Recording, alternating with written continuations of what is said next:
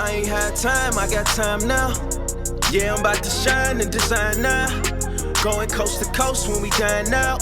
Put the coach on the map when we flying out. Know I gotta win when we ride out. And I ain't gotta spin when I buy now. Love, power, respect is on our mind now. If I don't tell you when, I mean right now. I ain't allergic to it. King flow through my blood when you heard the music. Yeah, and for my land, I put the dirt into it. I'm a god on this earth, I deserve to do it. Yeah. Welcome to another episode of the Black Carpet Podcast, where I like to introduce you to ordinary people doing extraordinary things. I am DJ Double R, and today I got a very special guest, man. My boy, I've been watching this man. He's been doing this thing in the real estate industry. You know what I'm saying? I want to introduce y'all to my boy, Real Estate Rick. Man, thank you. What's going on, man? DJ Double L. I appreciate you, bro. What's going on with you? So how's everything been going for you? Man, God is amazing. He's great. And everything's been smooth. No complaints, man. That's good to hear, man. So we're going to get right into it, man. For my people who don't know who Real Estate Rick is, man, who is Real Estate Rick? Real Estate Rick is a God-fearing man. Number one, a husband, a father, added a grandfather now. You know what I'm saying?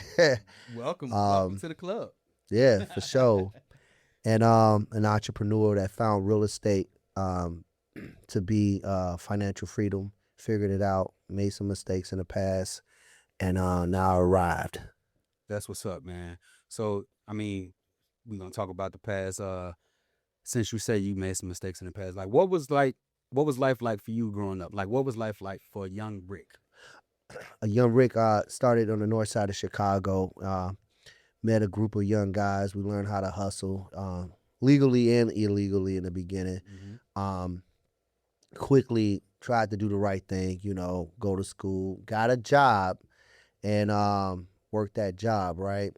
And end up making that job almost into a career. Was in food, messed totally up in high school, had to go get a GED, and became a father at an early age. Okay. So what was your first job at? My first and only job. Only been employed one time. Really? Yeah. I never had a job other than that. So I was employed with a national food chicken chain, on the north side of Chicago on Howard and Damon. Popeye's chicken, right? Right there. Hold on. Yeah. I didn't know that. You from the north side? From the north side, Rogers Park, yeah. I graduated from Sullivan. I went to Sullivan. I ain't graduate. I went to Sid. I ain't graduate. You're a tiger or bulldog. Exactly. Well, man. Not neither, man. I was messing up, man. Man, it'd be like that, man. It's messing up. Nah. So, with that being said, you said you didn't finish high school. No. You went and got your GED. So GED. What was life like after high school? Like, what did you do? I worked. Your path after I worked. I worked with that food chain, and I became assistant manager at 17 and a general manager at 19. So got the GED, had my daughter Ashley, and got my first apartment in the car and all that good stuff. Mm-hmm. And all this is going on the north side of Chicago, and really just thought like to do that and maybe one day buy a franchise. Like that was my mindset. So an opportunity came up in Lake County where I was going to become a general manager and like run up my own little store or whatever. So I had nothing else smoking. So, I bounced, took my little family at the time, and established. So what year, around what year was this when you ended up in that was like in Lake County? Man, I'll say like, don't give me the line. I want to say 2003 maybe or something like that. Oh, okay. Yeah. Okay. Around that time. And I took over that store on Lewis Avenue back in that day. Mm-hmm. And was it the same chain? Same chain. I never had any other job. Never. You talk about unemployed. And even as a shorty, I was the boss. I was the assistant manager at 17, general manager at 19. So now I'm 19, a GM going into 21. And I became a homeowner actually at, I want to say 20. Mm-hmm. I bought my first house. I didn't know what credit was. I didn't know what nothing was that. I met a lender named Jan Leisure with Diamond Residential back in those days. She was like, like a mother figure. Diamond Residential. That Yeah, sounds familiar. Tammy's with them. Okay. Yeah, I just thought, so Jan is in Libertyville. Uh-huh. So I met her back in the day when I was a shorty, and she got me pre-approved, and I got my first little crib back in the day, and that's how I started in the home ownership at that moment. So was that like when you got into real estate? Like, is that what kind of turned your mind into? That part did, and those old school infomercials with Carlton Sheiks and all them people talking about, you can make money with no money. I always seen those things. I mean, nowadays it's TikTok reels, but yeah, it was that type of stuff. I was watching that stuff. My mind always was watching that, you know. But I've always been looking for like motivation, like motivational people like Tony Robbins, Les Brown. You know, now it's like E.T. and all that. Yeah. But yeah, like back in those days, it was Les Brown. I was like a Les Brown fan. So, you know, I'm trying to go to events. So I'm always scratching, looking for opportunities to elevate, even though I had a bad start, you know, and a little, you know, making the bad moves, hanging around with not the best crowd. You know, one of the crowds showed me how to get money legally. And, you know, and I just kept that. But Popeyes actually saved me. You know, it saved me. It gave me a job where everybody else was going to jail. Nah, that's dope. Yeah. So what made you feel like real estate would be your ticket, like your ticket out? Watching some okay, so I just knew from watching some of those old school things that it was like an opportunity where you can make large amounts and you didn't have to go to school for like 30 years or nothing like that, 10 years, 20 years, be a doctor, whatever.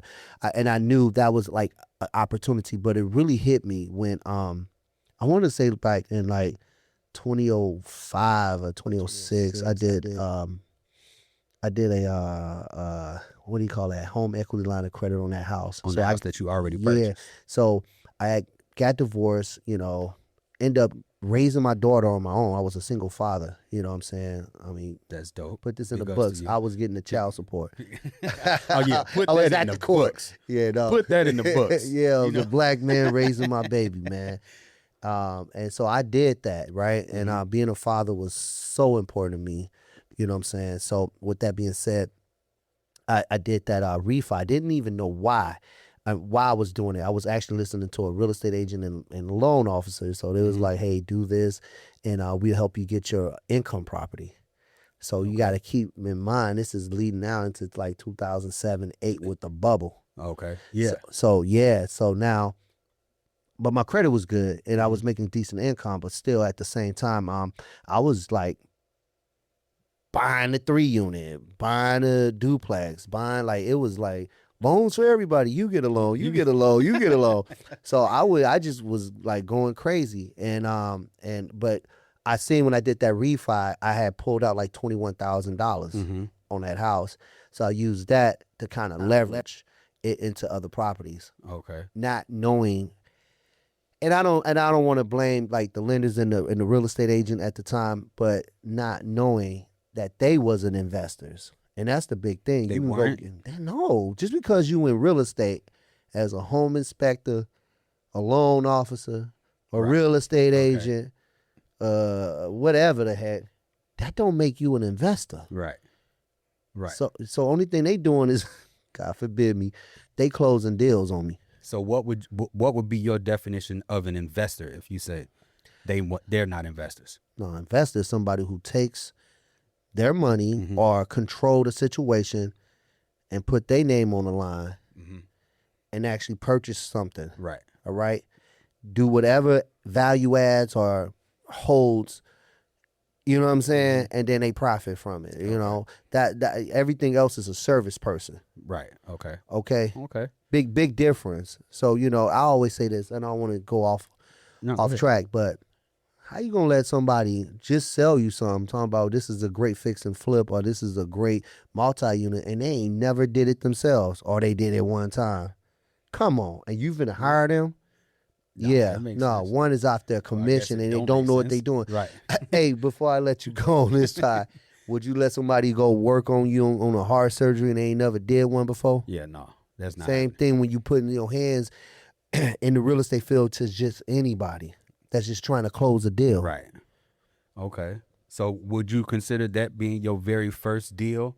Like when you refied your house and then went and bought another, or what would you consider your first investment deal? That real was estate? investment deal. Right. Not so much my single family, because that's a not even an asset. That's a liability until you flip it. Right. Okay. So anyway, those triplexes, duplexes, those other single families that I was buying outside of my owner occupants, So when you refied your house, did all that before I was 29. right? So when you refied, when you had the first house, you refied that and you went and bought one property with the 21,000, or you put in multiple I properties. put it in 1 3-unit. A 3-unit from that. Yup. And so I moved out, got into one, rented out the other one, kept the single family, and rocked from there. So did you live in the 3-unit? Yeah, it was a house hack.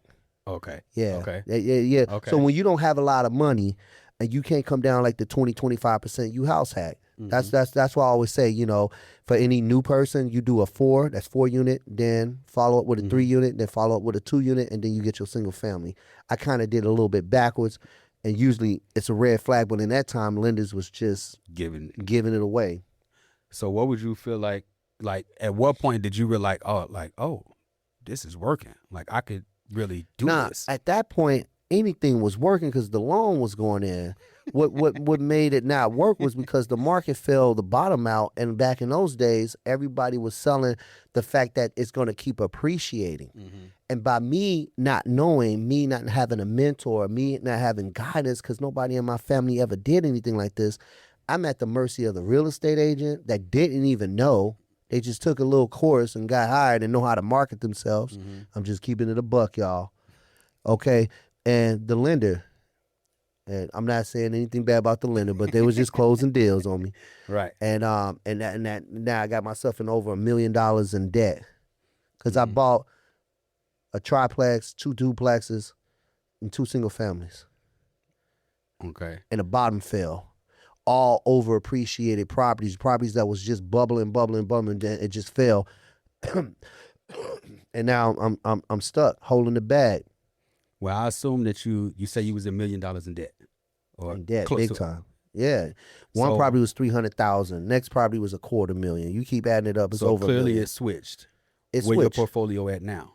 If you No. don't mind me asking. Well, okay, so now I do my game a little different. So my technique is this right now.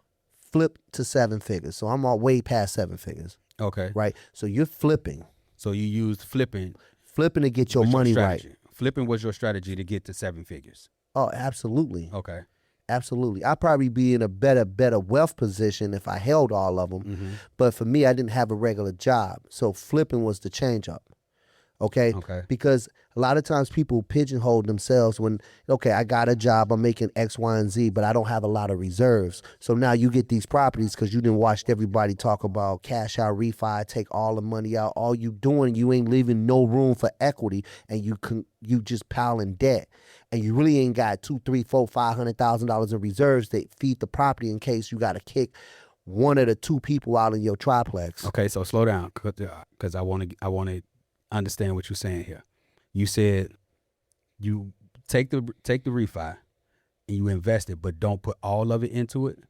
No, you talking about back in those days? No, what you was just talking about just now. No, a lot of times people will take all the money out from the refi. From the refi, and now they making $200-$300 a month in positive cash flow off the new property. Yeah, and if it's a single family in a new property, and you got it takes 3 to 6 months to kick somebody out in Lake County, guess what happened to your cash flow? It's over. Right. Now, if you have 5 of those doing the same thing with single families, it's over.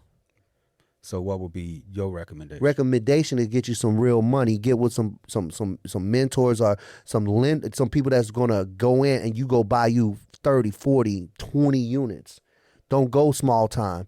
Go get you some money by doing real estate activities, flipping, wholesaling, novations, being a listing agent or working with buyers. Do anything in that source where you are creating chunky amounts of money so you can be able to be in a better position to make those big boy plays. So if you got a 40 unit property and you got to kick out 2 people, you ain't feeding the property because the property is cash flowing already.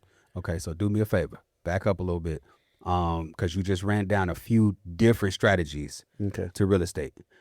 Are you able to? Can you break down like the process of some of those strategies for my listeners and for myself? Because you said Which strategy? You said you got fix and flip. Okay. Yeah. What was the other ones? Wholesaling. Novation. That's one I've never heard of before. Yeah. Okay. So you got wholesaling, fix and flip, novation. Yeah. And are there any other strategies? I mean, you can buy notes, you can lend money, and you can gator deals. I mean, it can keep going. I done it all. Okay. I can do it. I done it all. You are blowing my mind right now. Yeah. So, cause see, you know, I'm not an investor. I've definitely looked into it, you know, thought about it or whatever like that. But some of these phrases I never even knew was a possibility. So how did you learn all of these like different avenues of? So let me tell you. And then I want you to break those down for me too. All right. So we're gonna fast forward. Okay. All those properties I either got rid of or lost in foreclosure. So when I'm talking to somebody in a bad situation, I've been on that other side. The difference is I didn't know there was any options, right? So now fast forward up, I started restaurants. Those things didn't work out. Okay. Now we're going to get to 2019-ish, 2018 and a half, 2019. Okay. Left the Soul for Real alone, right, which was my restaurant. I put my blood, sweat, and tears in it, and I just woke up one day and said, hey, this ain't working out, right? I got to pivot. Okay. So the humblest thing I could do was try to sell off, get rid of all the equipment, and I didn't own the building. That's another problem. I started looking back into real estate. So now I went to one of those real estate meetups, met a gentleman named Dean Depew, totally not from the same walk of life, just totally like, you see me and him, you wouldn't even believe we was friends, right? So this guy actually allowed me to get close enough to him where I was assisting him with locating properties. Okay. And then he was a retired banker. So he was able to show me how to create creative finance deals like the bank without going to a bank. And it blew my mind. So kind of like you doing mine right now, but go ahead. Yeah. So I knew, like, why would he teach me or why would he invest time in me like this, right? And I don't think that was really his intentions. He was just doing business. So what I did was I figured out, what can I do for free to help? What can I do? Because remember, my restaurant was like already like gone, like 2018 and a half. It's out of there. Okay. So the way I had to pay bills was living off my savings. And then also I had to pick up Ubering in Chicago. How, because I didn't want to get a job. Yeah. I didn't want to get a job. I was like, no, I can't get no job. And my daughter was off to college at that moment. So I'm following this guy around and trying to bring value. So I brought value at a property we just made 60 bands off of.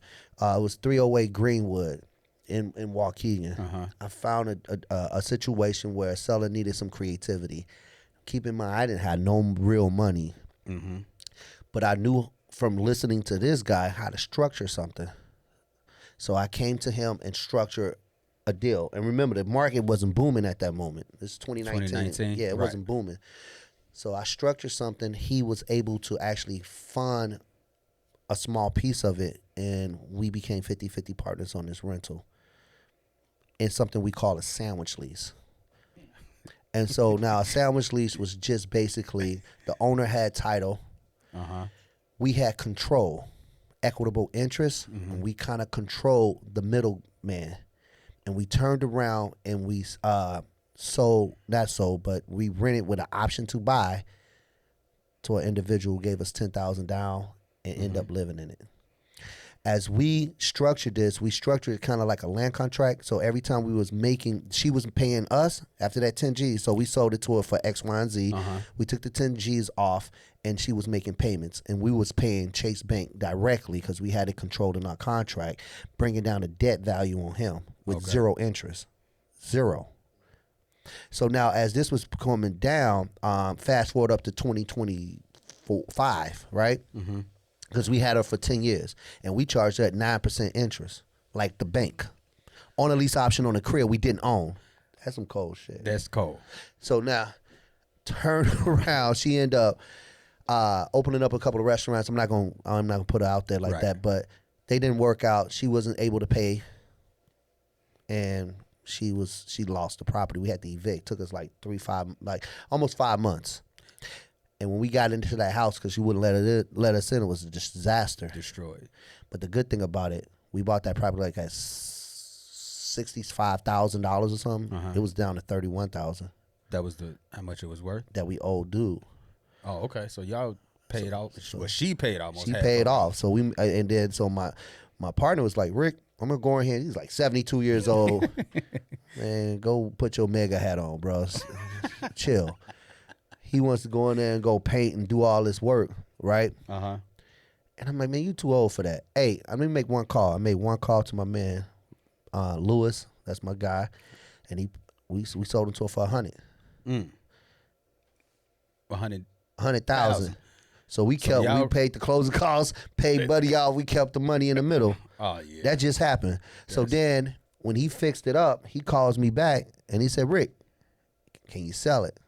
So that's when I put my real estate agent hat on. I'm an agent now, hey. And I went ahead and I sold it for $228.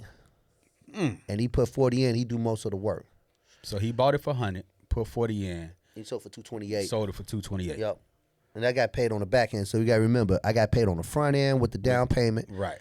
I got paid residual for years. Okay, because we was cash flowing an extra after paying everything about $500 baby money, but still it was okay. Right. Then after evicting, we got paid that chunky bit of money, which is 60. Okay, yeah. And then I got paid again when I sold it. That's real estate. Stop playing with me. Yeah. So when y'all be thinking like, because you remember a lot of times when you see a lot of these people out here saying they doing this and doing that, that's marketing. Right. They're the most popular person. Someone was just saying earlier how hard it is to get your first deal. It's all marketing. But I'm teaching y'all something. It's a little different. Them numbers don't add up. And see, I think that's where a lot of people kind of get mixed up, because you have people who's like, oh, well, it's easy to get in this. It's easy to do this if you just do this. But they don't know there's a lot of ways to actually get into it. Because like that's why I was trying to. I wanted you to kind of break down a couple of ways. You know how to do, because clearly it's like 900 different ways to do real estate and get into real estate and investing and stuff like that. So I'm not asking you to break down all of them, but just kind of the basic, the I guess I don't want to say easiest ones, but maybe the most well-known ones. Like I said, the fix and flip. The fix and flip, I'm gonna just hit on that. That's pretty much self-explanatory. So almost everything is kind of like a flip in a sense, right? But the actual fix and flip, that's a risky part. That's very risky. Okay, you a lot of capital is in it, or somebody's capital, and you can be doing a major flip, and it may take you 3 to 4 months, and the market can shift. Right, 5 months market shift. So basically, with a fix and flip is basically you purchase the property, fix it up, value add, and then resell it. That's it. That's a fix and flip. Pretty that simple. And know your numbers. Well, it ain't simple. I'm sure it's not simple, but I mean, when speaking, it's that simple. Yeah, in layman's terms, it's that simple. Now that's a fix and flip. Now, what are some of the other strategies? The next strategy that's like caught fire in like 2019 is wholesaling. That caught fire on like the TikToks, the Reels, and Instagrams. So because everybody say, hey, I can make a ton of money with no money. Well, that's true, but the money got to come from somewhere, number one. And a lot of times when people get into like this wholesaling thing, like a lot of kids are getting into it, everybody thinks it's so easy. A lot of work goes into marketing. And then the biggest thing about it, in Illinois, the laws changed where you need to be licensed. Right? And here was the problem became. So if you're licensed, you're doing a licensed activity and you middlemen in a contract because you're not selling a house, right? Okay. And you under a brokerage, a lot of times the brokerages don't want you doing that. It's either a conflict, you know what I'm saying, or it can lead to an ill lawsuit if it's not handled right. Now, as a whole, with wholesaling, you would play the middleman. Is that what you're saying? Yeah, so with me, I am the actual buyer. I buy houses. Like I got the cash, I've got everything we need, the money, the cash, the retirement plans, whatever, however we choose to take the property down. Wholesaling is just an exit strategy. Okay. See, the problem with wholesalers, most of them, they go out here, they don't have no money and they don't have no means of getting the money. And they're sitting there like lying to the seller on the other end, making the seller think they're actually the cash buyer, and they never are the cash buyer. I'm just saying some. You got some who do it at a high level, and I know a lot of them that do it at a high level. But the newbies. So now what happens is they put this house on a contract. They're trying to sell this contract, and now they can't get rid of the contract. And guess what happens? The seller is left holding the bag. The seller might have been needing that money that day to close, and they got a whole U-Haul truck heading down the street to the closing table, and just to realize that the actual buyer is pulling out. So now what did you lose, wholesaler? Nothing. So that's why the laws has changed, because it's a disservice to sellers. So with a wholesaler, say I'm trying to be a wholesaler. Right. You're a seller. Right. I come to you and say, hey, I can help you sell your house, or I have the money to buy your house. Most also sellers are saying they're buying your house, so they got the money. So that's what I'm coming to you. I'm gonna buy your house. Me and you gonna write up a contract for the purchase of your house. Then I'm gonna try to go to somebody else and say, hey, I got this property that's for sale. Now, when I do that, are they adding money? Like, are they adding something to adding a fee to it? Right. To the end buyer. Right. But here's the kicker. They not telling the seller that they adding a fee. Yes, they adding a fee. And the seller's already in distress. There's somebody grandmother. There's somebody, like, you know what I'm saying, in distress, getting a divorce. Wife then married the mailman on the low. You know what I'm saying? And it's a mess. Right. And this is why, like, I came in to do it differently. So how do you, as a wholesaler, you say you usually the buyer. So I'm the buyer for real, but I can't wholesale. I just wholesale I made $50,000 off wholesaling last month. Net. Didn't touch the property. So right? with you having the money to actually purchase the property, why would you what would be the decision to wholesale it instead of just buying? All right. So before I answer that, let me say this. What makes me different? I'm walking in the house to actually buy the house. Right. Number one, I'm actually disclosing the avenues. If I wholesale, here's a disclosure. Okay. This is what this means. This is the law. I reserve the right to possibly do this. This is a novation. This is what it is. This is the law. I hold the right to possibly do this. But also, here's my proof of funds that I can buy your house for $150,000 cash right now. This is what I would most likely do. That's why I'm inside your house. Okay. You get what I'm saying? And this is all legit. So you letting them know that in the door, disclose. I'm going to wholesale this house, but if I can't, so you don't. No, I'm going to buy this house. But if I decide not to, this is what I'm going to do. I have another option. And look at these disclosures and sign off. It's giving me the right to do it. Because anything can happen. I can go through the wall and be in my due diligence period and be like, you know what? This is too much. I don't want to do this. I don't want to pull all these permits with the city. Let me make a phone call. Okay. I see the difference now. Okay. And you know what? I could have made like one deal, 616 Metropolitan. I probably could have made $80,000 on a flip in 4 months, but I made $34,000 in 4 weeks. Let me get that 34 real quick and put 0 up. While somebody's showing 18 sweaty houses, I don't want to do that. But I could. So what would you say is the one deal that kind of changed everything for you? Man, here's the deal that changed my life. It was this deal, and it was another deal that was like closing right by it. So let's go. It's 2021, right? Now I'm starting to cook as an agent. I had got licensed, right?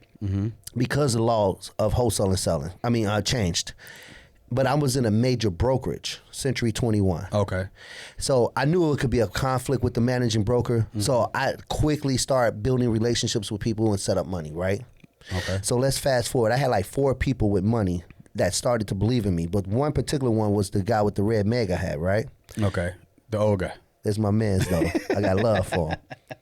So, hey, if I get stopped right now, he around, he picking me up. Hey. So check it out. I found this deal. I want to say it was 1015 Shiloh or 1115 Shiloh. It's right here on 27 in Shiloh.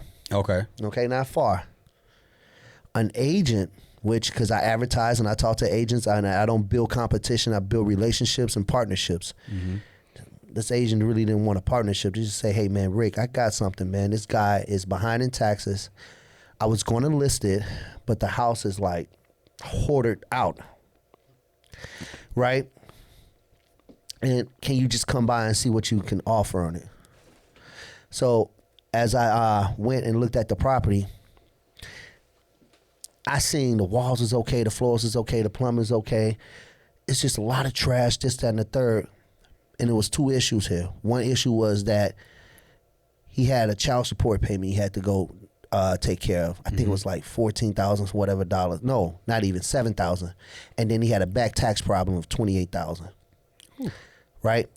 At that moment, I knew the house is probably worth $285 all fixed up. Mm-hmm. He wanted $150. When I ran my numbers, I said, man, I don't want to do $150. I needed to do $90. So I told him $90. He told me get out of his house. He told the realtor, why did you bring this clown? And I just bit my tongue, was humble, and I was leaving. Mm-hmm. Now keep in mind, at that moment, I didn't know I knew he had other issues, but I didn't know he was going to jail and he needed $7,500 to pay the courts to stay out of child support jail, because he was like dude up, right? The taxes was 3 months ahead. He's going to lose his redemption. But this part, he needed the money like in 2-3 weeks, like now. Okay. Now, keep in mind, I'm starting to cook as an agent, but I probably had $30,000 to my name. And I needed that just in case, because I don't know where my next deal coming from. Right. So guess what I did?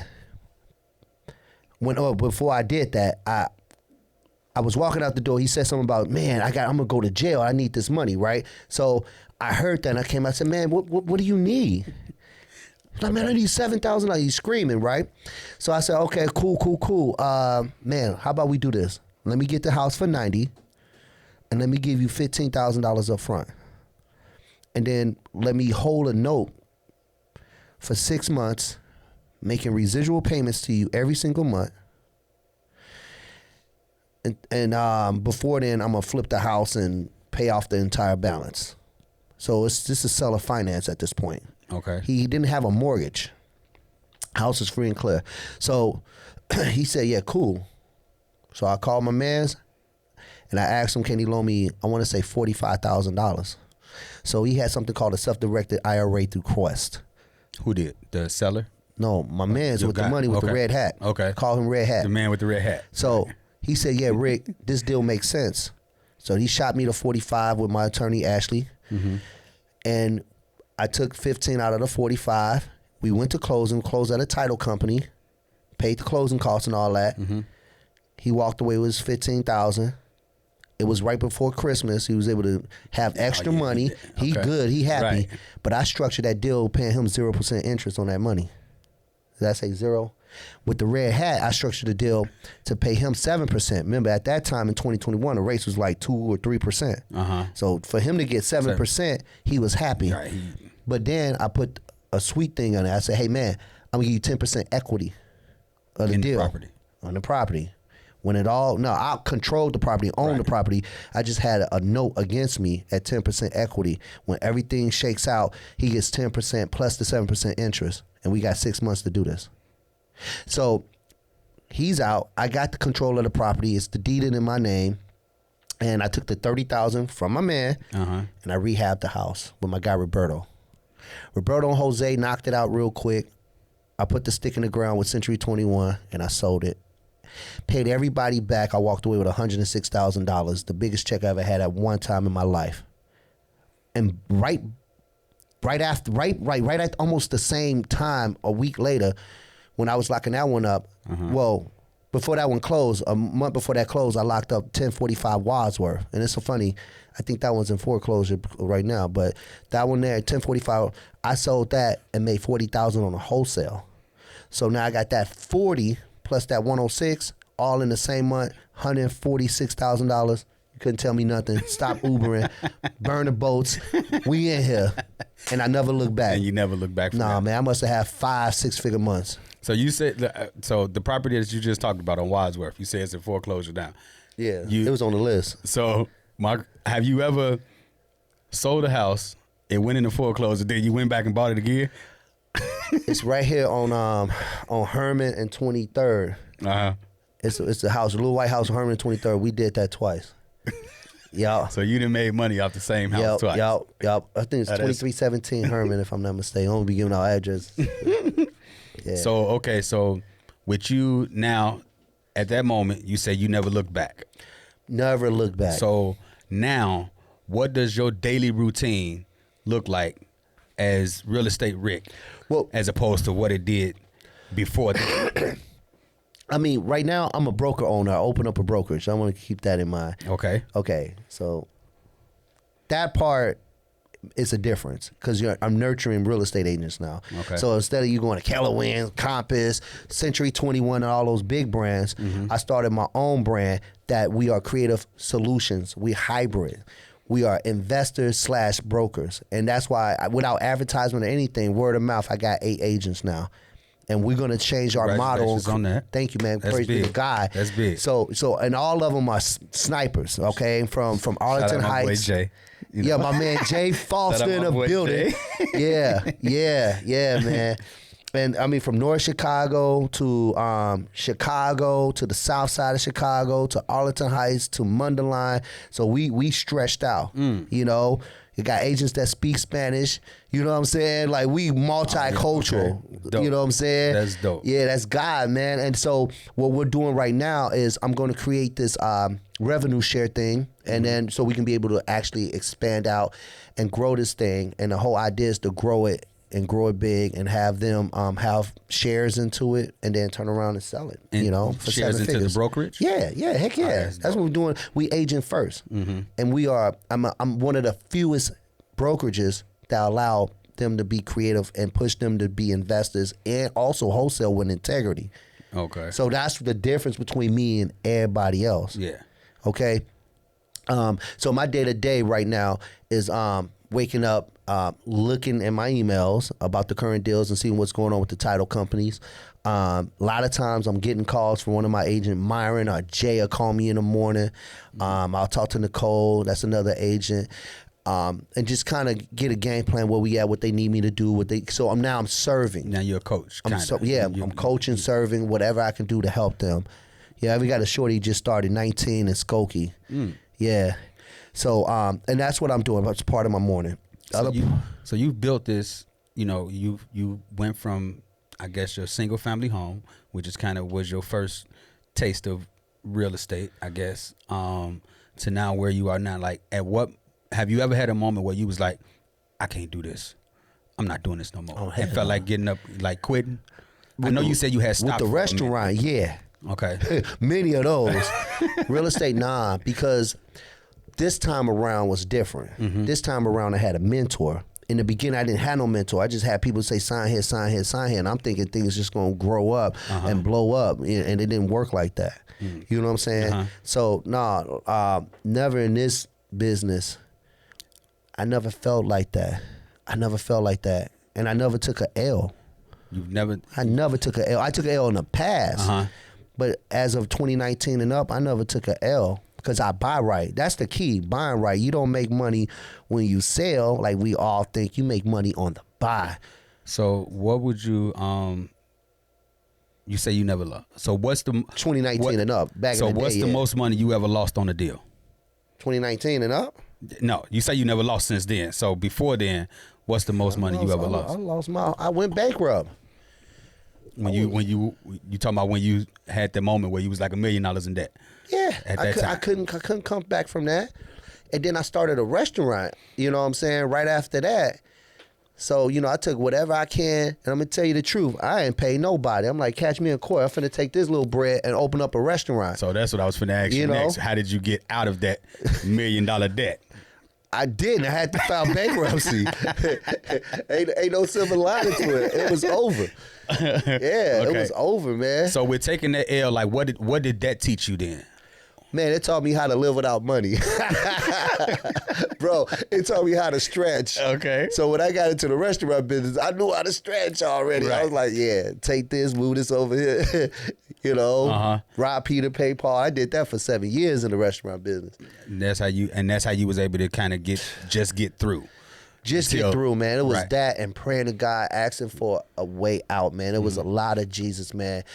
Before I go forth, around that time when I was after divorce and all that, I became a man of God, man. I became, a Christian. Someone had witnessed to me, gave me a Bible, and then I had broke down in the middle of my living room floor, and I came to Christ, and the Holy Spirit came over me, man. I might cuss a little bit, y'all. Please forgive me. We all, but okay. I got a good heart, right? But that part was the change, man. When Jesus came in my life, that changed everything, man. So it was that was like a key part, and then God just lined me up all the time with some angel, some person to talk to me or believe in me. That'd be so dope, man. Yeah. That'd be such a dope feeling when that happened, man. Absolutely, man. So what would you say is a mistake that a lot of beginners make when they try to get into real estate? They don't get mentorship. I had to get mentorship. Like somebody who's actually doing what you want to do and doing it at a decent high level, higher than what you do, like my man with the red cow was my first mentor. Now my second mentor is Mr. Patel, Sam Patel. So, he just did a 1.5 million in commercial and then turned around in 18 months. This building is worth almost $8 million. It's 75 units, I want to say, down in downstate Illinois by the college.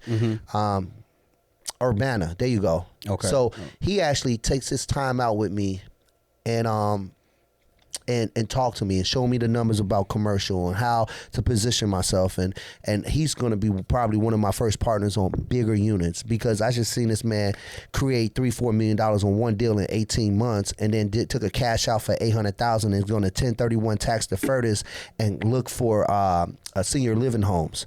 This is big boy stuff. Yeah, this is big boy stuff. You just talked way over my head. I was right here, and then when I met him, I'm like, yo, that's where I need to be, and that's who I put my time on.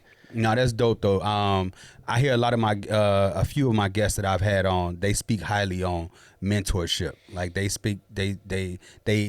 pretty much beat it into it. Like, you need mentorship in order to be successful, especially whatever business you in. Mentorship is probably one of the key things to being successful. Finding somebody that's already done it and doing it at a high level. Because of the mistakes. If I made a bunch of mistakes, like I can't show nobody how to make $1 billion because I've never did that. Right. But I could damn sure show somebody how to make $180,000 in a month, because I've done that. I can show you exactly what I've done, or how to come in here with a credit score of 500 and change my life still. And how to build the right relationships. Those are the things you have to do, because sometimes you don't, people say you can get into real estate with no money. That is so true. That is so true. Is it easy? No. But somebody got the money. Somebody can believe in you. Somebody can back you with the right deal, because it's a hard asset. Real estate is so much different from I'm opening up a bike shop or I'm opening up whatever. You know what I'm saying? I'm going to sell clothing. That's cool. You need an angel investor with that, right? But with real estate, it's a hard asset, and the numbers don't lie because it's already here. So if you buying it for X and you know it's worth Z, there's a gap.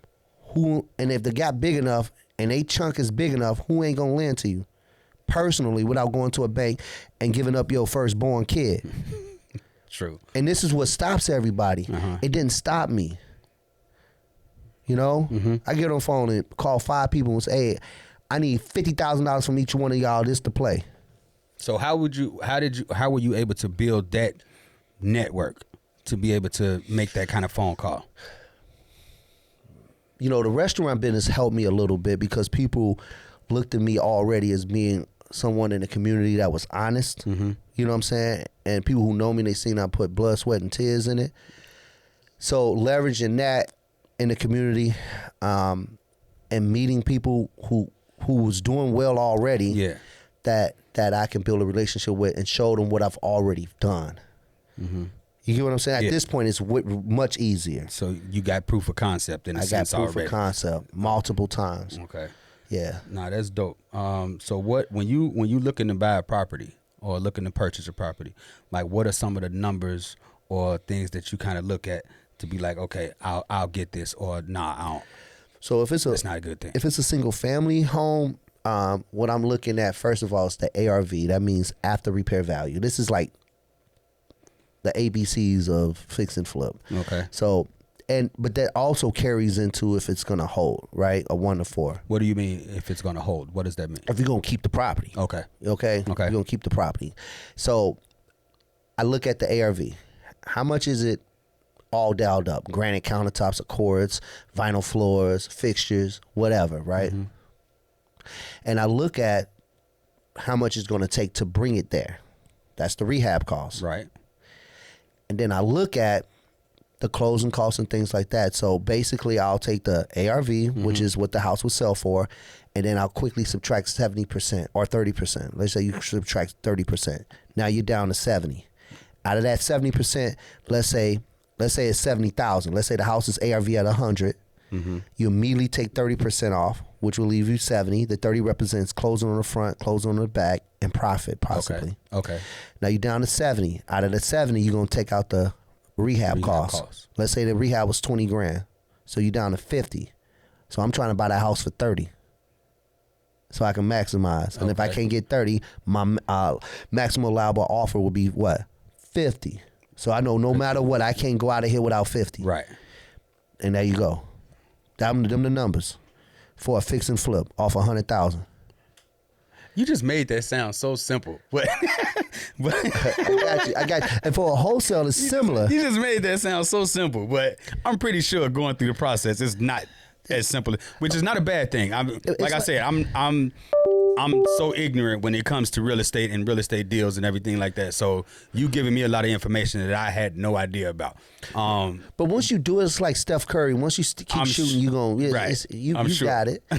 And then wholesaling is almost similar. The thing is, your max was 50, and remember, I'm trying to get it for 30. But let's say I get it for 30, and I go call one of my homies up and say, "Hey, you want this for 50?"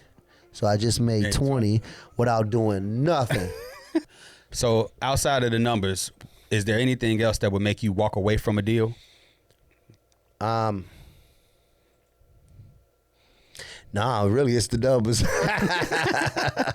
It's the numbers. I mean, unless it's just a scenario or a seller I don't feel comfortable with, think it will be more of a problem, then I'll just walk away. Okay.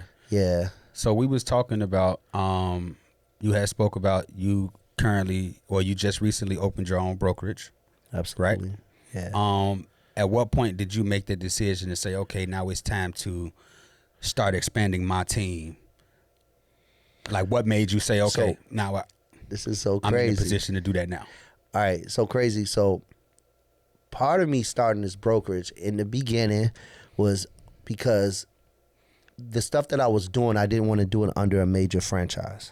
Okay. I was like, you know what? Like, I need to be doing this solo with myself, so it all falls on me, no matter what. You know, I got big shoulders, I can carry it. And then one of my good friends, Frank Capasa, mentioned me to a person who was creative and had a license, and they was with a big company called Real, and Real didn't allow them to do what I was just saying. Okay, and that's how I got my first broker. So that was the first. That was the guy first that broker. You hired, or Girl. Girl. Yeah. Okay. And then it just grew from there. Nice. Real quick, I just started this like 6 months ago. Okay. 5 months ago, and I don't even advertise for it. So you are within 6 months. You've Got done 8. because I was just now seeing it not too long ago. Maybe 2 weeks ago, I think was the first time I seen you post about it. Right. I normally don't. And you already got 8, so that 6 or 7. I mean, 8? I said that to say it, I kind of agree or kind of confirm what you said about no marketing or anything for it. No marketing. And you were still able to grow it. Is that because of the network that you already have? The network and what I'm offering that's a little bit different. Right. Yeah. It's just a little bit different. It's a twist to it. I'm filling a void Okay, there's a void of people who want to get into real estate and maybe they're not like the agent type, you know what I'm saying? But they need to be licensed and they need to have coverage and they need to know what to do. You know, I'm that place. You know? So, like right now, do you have? I guess you maybe so. With you having different brokers now, do you have like multiple deals that you're working on currently at this moment? All the time. I mean, this is the only way I eat. So how do you navigate multiple deals at the same time without burning yourself out? A team, you know, a team of good attorneys, a team of a great title company. I mean, man, shout out to Desiree Wilson. Okay. The best title closer in the game. All right. Like, man. And I have 3 different attorneys for 3 different things. One, I'll do more traditional. So don't get it twisted. I helped a lot of families traditionally. I've done a lot of deals. I helped a lot of people buy traditional homes. I've done that already. You know what I mean? So I'm not like afraid. I'm nice. I'm a people person. And then, I have another attorney that I do more of like all my trust and stuff like that. More of a litigation type person if needed. And then I got another guy that does all my creativity. Okay. You know, like you say, hey man, I'm trying to buy this subject to. Like, what's that? Subject to an existing lien. I bought a house that was probably $237,000 at that time. I bought it for $10,000, just the deed, left the title in place and the mortgage, not the title, but the mortgage in place and the note in place. And I did a wrap on it, and I continue to pay that down right now with a tenant in it in Round Lake at a 2.3% interest rate. So when you say you left the mortgage in place, what does that mean? So basically, and I'm giving y'all game, man, right? Like this is a real estate podcast, but this is the Black Carpet podcast. My man. So check it out. There's a way to buy a house. And a lot of times when you see people say, I can't buy a house, my credit, man, you can do something called subject to. And subject to is subject to the existing lien that's on the house. Okay. And I'm giving y'all some game here.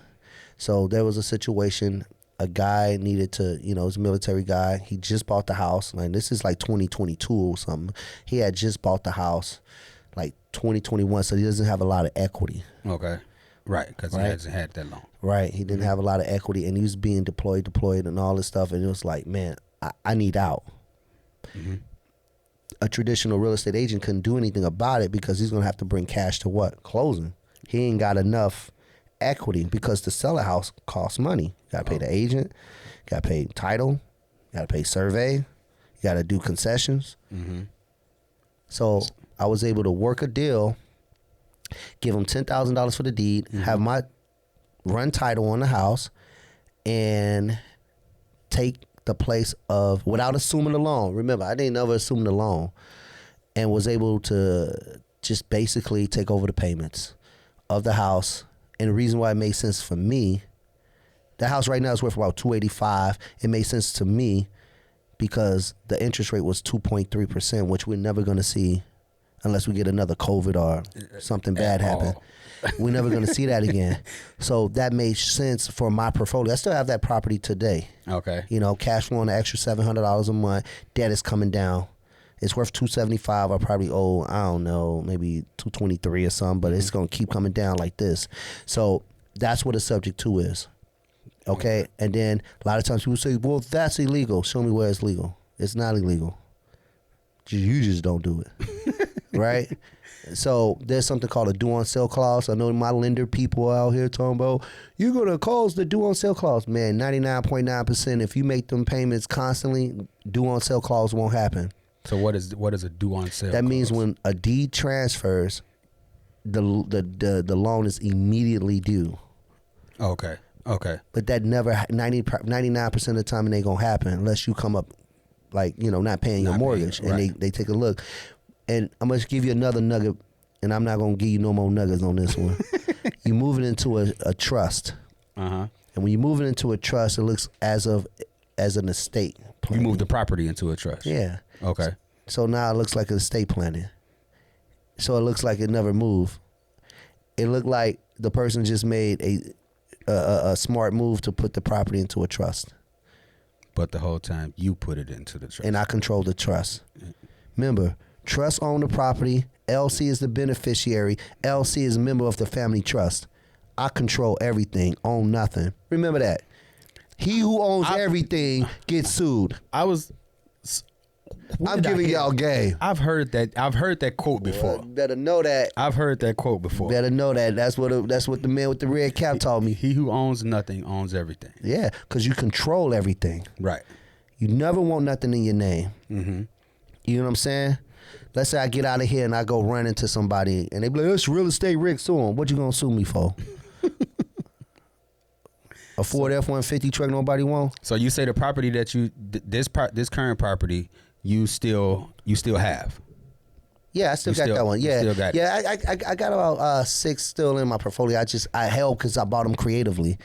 If I'm buying with low entry for a little bit of nothing, I may keep them. Okay, that's what I do. But a lot of the properties I flip. So you focus more on cash flow and appreciation. So here's the key. Yeah, you build your cash up, and you buy little houses here and there if it makes sense. If it's a little bit of like 10 G's, how the hell I'm gonna lose? And the house, I no rehab in it, no rehab. The house was beautiful, and it's still beautiful, right? It was just a rare situation. So you keep flipping until you get to a point where now you need to deploy this into what? A long-term hold, which will be 20 and up. I'll say 12 and up on properties. 12, 20, 30, 40 unit buildings. Okay, because holding real estate is the long-term wealth. You ain't gonna get rich off just holding real estate. You get wealthy and it's legacy, but it's $200, $300 a door for most people. Right. And I mean, I had an Airbnb cracking $2,200. I had them several. Clean, right? That's different avenues you can do with a hold. But the average landlord person, they getting $200 to $500. Right. And we know off one door. If they don't suck all the money out in a refi and leave the property very, very bone tight. So when you buy big, it's not really so much about comps, it's about NOI, which is just net operating income, and it's an actual business. Like this strip mall is an actual business. Right. So when they go, they're not looking at another property so much on what that one sold for. They keep a look at that, but they also look at the cap rate of the building and what is valued today based upon the NOI. Okay. That's the key. And so when you get these big buildings with like mixed uses, like, you got like so many apartments, like where closet space is at. Yeah. You got apartments up top and you got commercial on the bottom. Yeah. That's a gold mine if everybody's paying. Yeah. Okay. And now you can go to the bank and now you do what? You borrow from that. From the property. From the property, right. Yeah. Every so many years, as it goes up, you borrow from that. And that's how the very wealthy people don't pay any taxes. Hey. You keep refiring right out and you keep sucking the money. But the thing is, they was getting money from somewhere else before they got into that. And that's what people missed that part. Some of these people was doctors, lawyers. They started businesses, engineers, stuff like that. And then they decide to buy real estate as a whole. Okay. Because they don't need that money so much. If they miss a couple of $300, they not in a crap house. Right. So now real estate is my business, so I have active income, wholesaling, $50,000 a month, $60,000 a month, $40,000 a month, $100,000 a month. So now I don't need this day-to-day Miss Mary to pay me my rent with my little 3, 4, 5 properties. Right. You get what I'm saying? Which the single family is beautiful because you can sell it easy. Residual income for you. It's okay, right? But if they don't pay, then what? Right.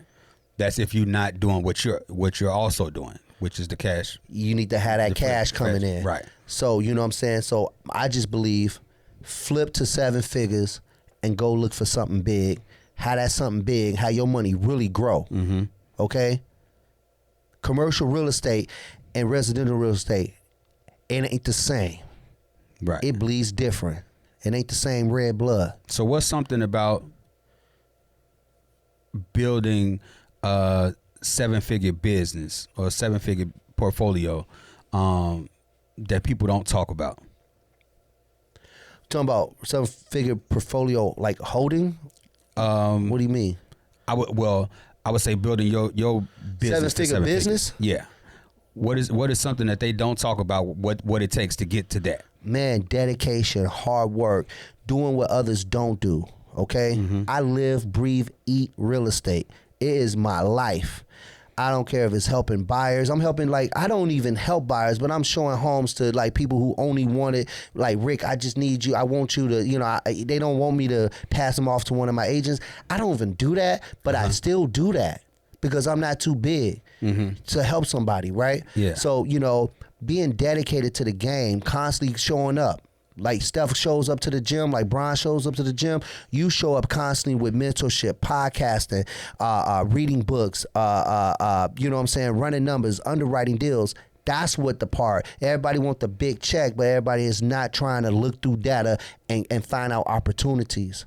And here's the key about this. I want to keep this a buck.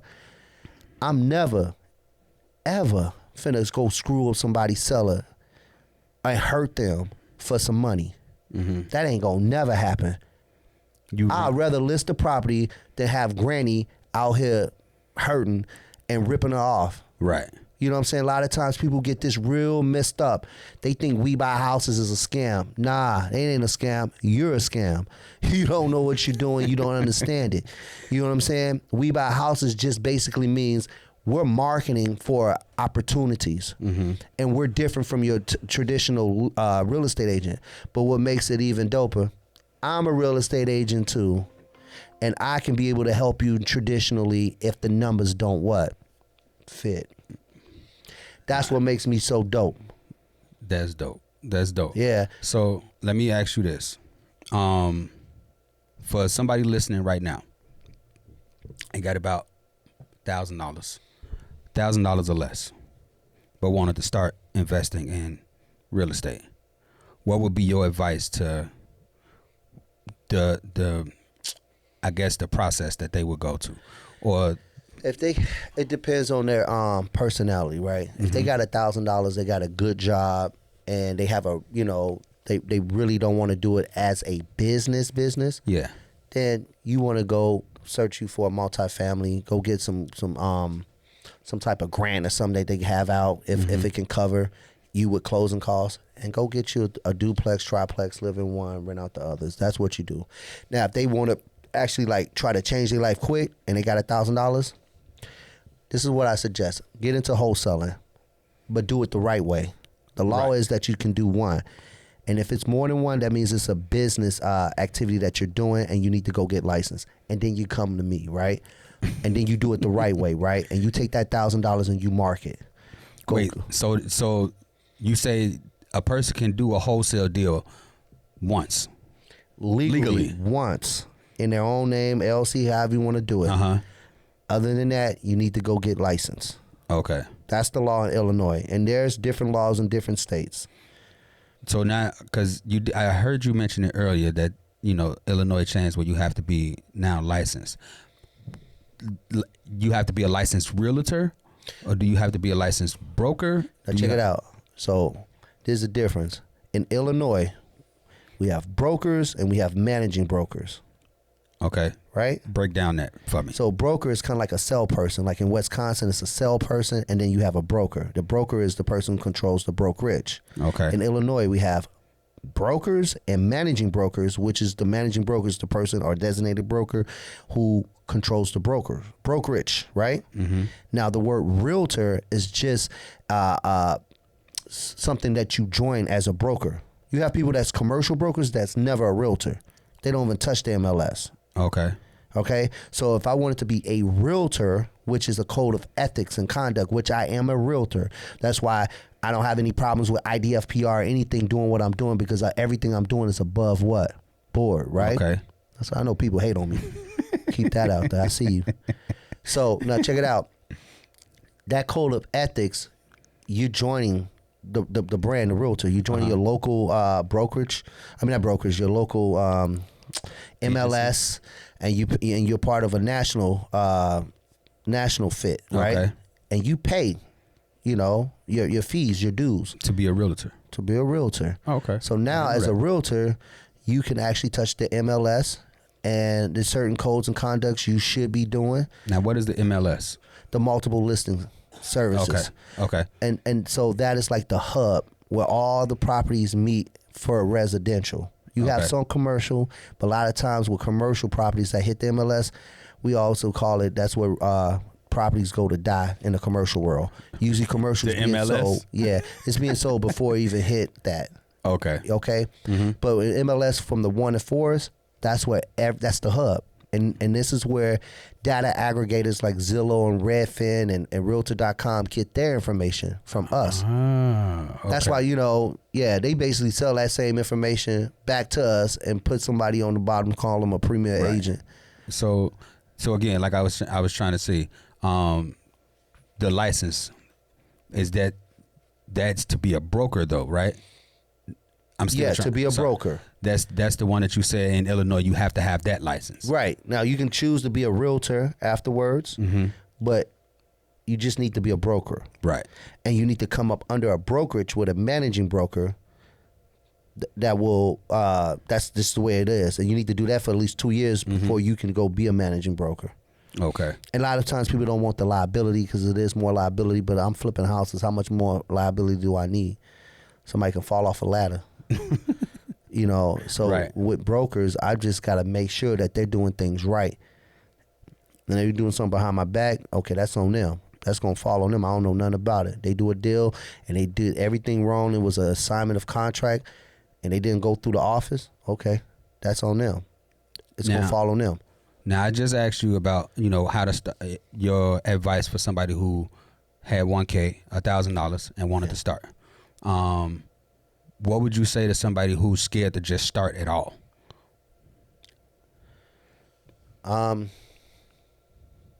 If they scared to just start at all, that means they don't have enough information.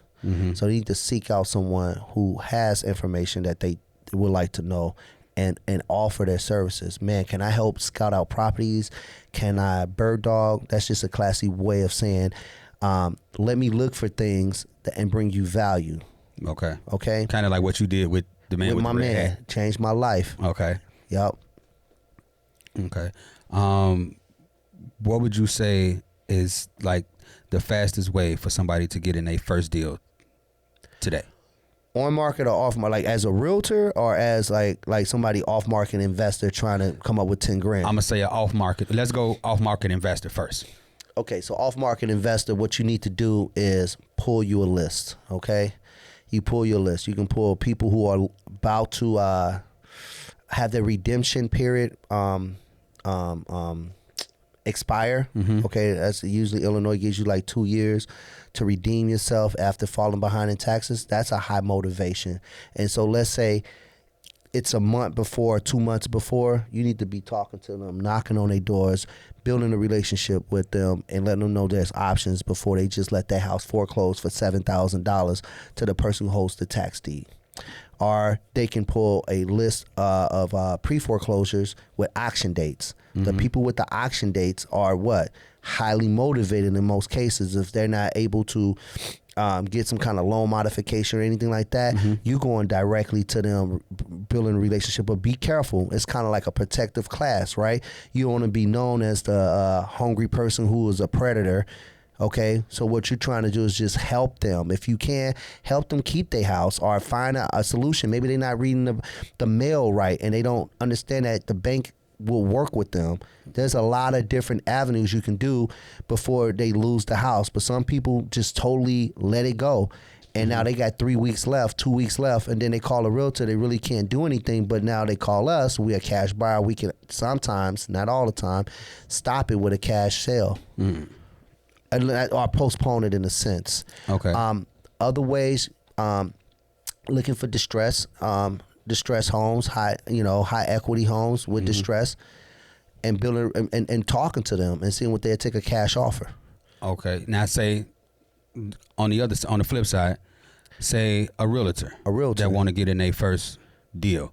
Okay, what so would you suggest? If they're looking for buyers, they need to market the heck out themselves. Same thing with the other side. And I just gave you how to do it with no money on the other side, right? Because we spend money on marketing, right? But as a realtor, you need to really be marketing yourself. You need to, like, when somebody look at me, they either call me real estate or they call me real estate Rick.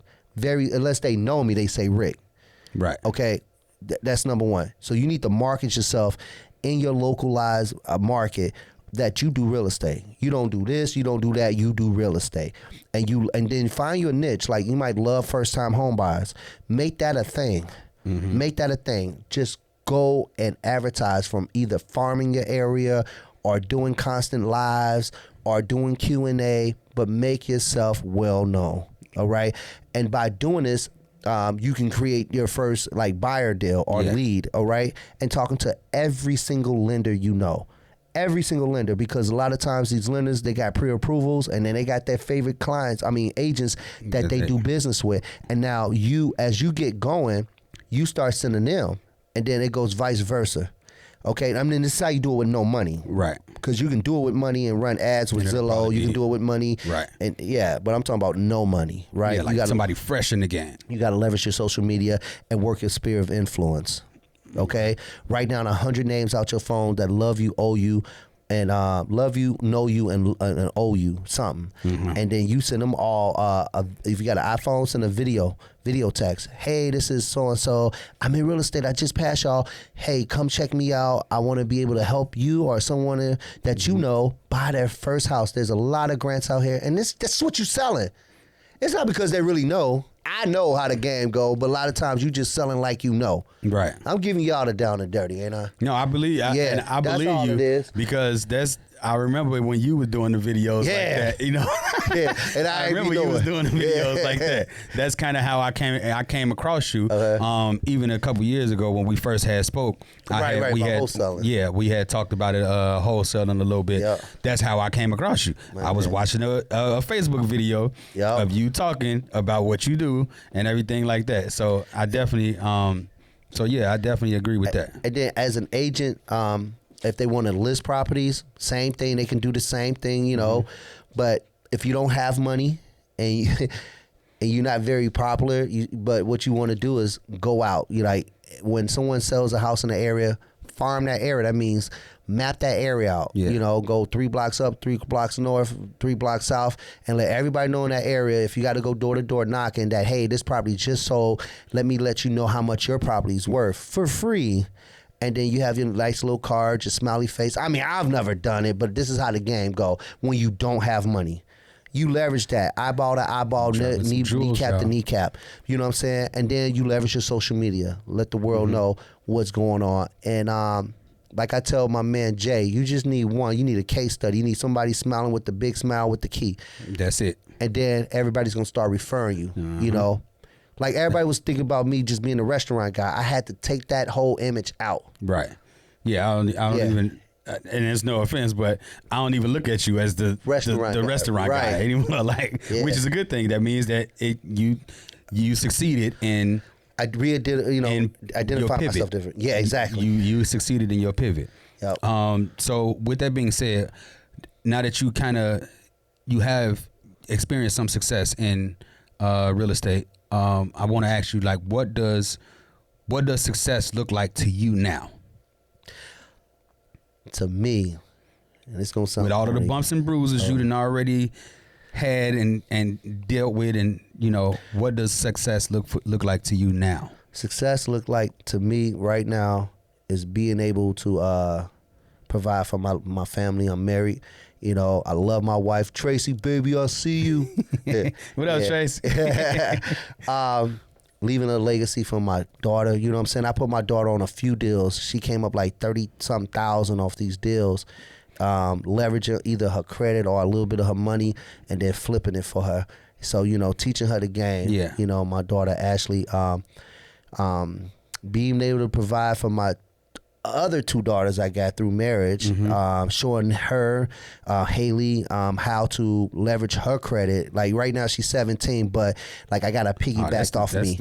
You know what I'm saying? That's the perfect age to start teaching them. Yeah, and she's gonna get licensed. She already got like the Instagram thing going. I'm like, yo, you know, go to school, whatever, you know what I'm saying? Get that set up and then get into this as well. So that's part of my success. The other part is being a key person for my mom and my family, my other, you know, my immediate family. I mean, not my immediate family, but my mom and them. And being able to know they can count on me, man. No, that's dope. And then time freedom. Man, time freedom, man. I The think restaurants was like, I'll wake up, be there at 6 in the morning. I won't come home till like 11 o'clock at night. I ain't doing that no more. right. You know? And so your success now within real estate has given you that success. Changed my life, man. I mean, I'll say 2021 was the game changer. It changed my life. And because I had very low self-esteem after losing that restaurant. I was Ubering, and I used to just ask God, come on, get me out of this. You know what I'm saying? Just like when I messed up in school, I thought it was no way out. And I'm like, my mom was like, just go get your GED. You know, I'm going to take some college courses. I did that. But then, you know, I just like, you know what, I just learned how to do this, and maybe I'll buy a restaurant. So I was always like, you know, I didn't like school that much. Right. But, you know, and the shocker is when I passed my managing broker test, I did that one shot. You know, because I think I'm passionate about it. Yeah. You know, I love real estate. I love that part of it was helping people become homeowners. I remember outside of all this classy and flashy investor stuff, man, I remember times helping an elderly lady become a homeowner in her 60s, man, that thought that she couldn't do it. And that was her first home. Her first time, man, buying a home. And helping, man, it's just like people, man, like a little family that's just starting out, man. And credit wasn't the best, and I was able to help her or help them get that credit up to become a first-time home buyer. Like, those were sections I don't want to, like, you know, because I talk about all this big money stuff, but those was the parts that really let me know I really like helping people. This is it for me. Yeah. Yeah, man. And so then, go do ahead. you still, and it's probably a long shot, but do you still keep in contact with some of those? Like, is there a special story that kind of happened with like one family or something that you kind of like hold dear? I guess maybe the 60-year-old lady that you was just talking about. I talked to her here and there. Yeah. Yeah. That one right there was a big one, because she kept saying, I don't need no house. I don't need no house. I'm too old for a house. I ain't never had a house. My mama never had a house. So it's okay. And she's 60-something. So was she saying that because she thought she just couldn't get it? So she was trying to talk herself out of it? She was trying to convince herself that she didn't need it because she didn't? No, she was saying it because she didn't believe she could get it. Right. Okay. Yeah, she just didn't believe that she can get it, and that's not for her. Yeah. Now that's dope. And now that house probably got at least $100,000 of equity in it. Oh, that's dope. You know, I mean, and I even like help people get their apartments. Like, you know, it was people that had vouchers and stuff like that everybody and all these realtors would walk past. Remember, I came in hungry. Right. You know, when I first got licensed, because I started actually doing the agent thing. Like, I did the showings, the open houses, the smiles. I did all that, right? but helping people, man, like was like just the best feelings, man. Yeah. Yep. So if you shout out to Tammy Moore for getting me going with buyer leads. Like, she would set me up and line me up with some people, and she didn't really realize this probably in the past. This is like 2020 or 2021 or something, that it really helped me. It really helped me, because I needed that. I needed to help them, and I actually needed that to pay my mortgage. Shout out to Tammy Moore. Yeah, big time, big know, dog. Oof. She was on one of my previous episodes. So shout out to her. She's definitely a dope person. And my man Craig Burton. And she is now doing her own podcast now. What? Called Hello Dr. Hello Diva. I think that's the name of it. Oh, that's dope. So she's actually doing her own podcast now as well. I gotta tune in. But yeah. Oh, and like you said, my boy Craig Burton, definitely a dope dude as well. Craig, I got to get you on here, man. We got to talk. Couple of last questions for you. Okay. If you had the chance to talk to a young Rick right now, what would you tell him? Don't give up. Stay consistent. And keep praying. Because those times when I was younger, I knew there was a God, but I didn't have a relationship. Yeah. And this is funny. I know I was talking about this particular realtor back in the day when I was young and I was just signing things. one thing that changed my life forever, I'm not gonna give her name, but I remember I was looking at this 3-unit I bought, and she's like, Rick, how do you talk to God? And I said, well, I pray. And she's like, well, how did God talk to you? And I was stuck. I'm like, sometimes I guess I don't know. She said, well, one good way will be if you took time out is for to read his word, and he will speak literally through his word. Yeah, through his word, and that changed my life forever. So and I hopefully she's listening, but that she's not even selling real estate no more, but that changed everything, man. That's dope. That's dope. So the younger Rick, I would have gave him a Bible. Yeah, I would have gave him a Bible, bro. That's I'm about heavy. to cry, man. That's heavy. I'm about to cry, Nah, bro. that's heavy though, man. So that's dope. Yeah. Last question. If you could leave my audience with one piece of game, what would you tell them? What would it be? Real estate. Real estate. One piece of game. Know your numbers. If you don't know your numbers, don't do the deal. Because when it all falls down and everybody got their checks, you the one gonna be facing foreclosure. Trying to help somebody out. You didn't know your numbers. The realtor said it was a good deal. The loan officer said it was a good deal. All they did was get paid. Know your numbers. Y'all heard him, man. Know your numbers. And on that note, man, Rick, again, I appreciate you coming through, brother. This was definitely an informative episode for myself, so I hope it was for my audience as well. Again, y'all, thank y'all for tuning in to the Black Carpet Podcast, where we like to introduce y'all to ordinary people doing ordinary things. Amen. We out. Appreciate you, brother. Love, power, respect is on our mind now. If I don't tell you when, I mean right now. I ain't allergic to it. King flow through my blood when you heard the music. Yeah, and for my land, I put the dirt into it. I'm a god.